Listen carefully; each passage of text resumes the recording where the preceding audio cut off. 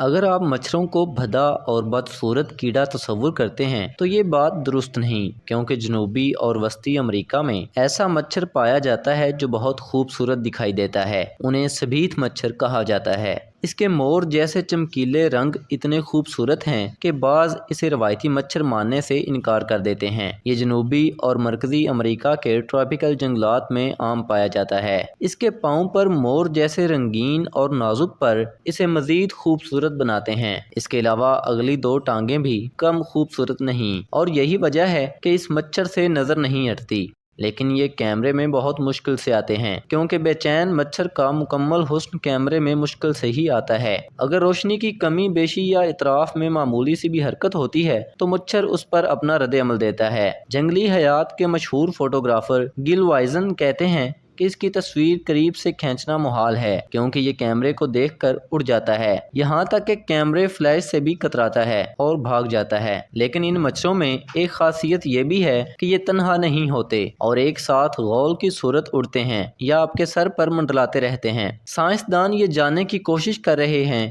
کہ آخر یہ مچھر اتنے دیدہ زیب کیوں ہیں اور اس کا انہیں کیا فائدہ ہے۔ ارتقائی طور پر شاید نر مچھر مادہ کو اپنی جانب کشش کرتے ہیں، لیکن سائنسدانوں نے دیکھا کہ جب نر مچھروں کی ٹانگوں سے خوبصورت پر ہٹا دیے گئے تب بھی مادائیں ان کی جانب راغب ہوئیں۔ تو اب تک ہم اس کا راز نہیں جان سکے ہیں۔ واضح رہے کہ اس وقت دنیا بھر میں مچھروں کی 3300 اقسام پائی جاتی ہیں، جن میں صرف مادہ خون چوستی ہیں، کیونکہ انہیں اپنے انڈوں کی پیداوار کے لیے غذائی اجزاء اور پروٹین کی ضرورت ہوتی ہے۔ علاوہ ازیں یہ پھولوں کا رس بھی چوستی ہیں۔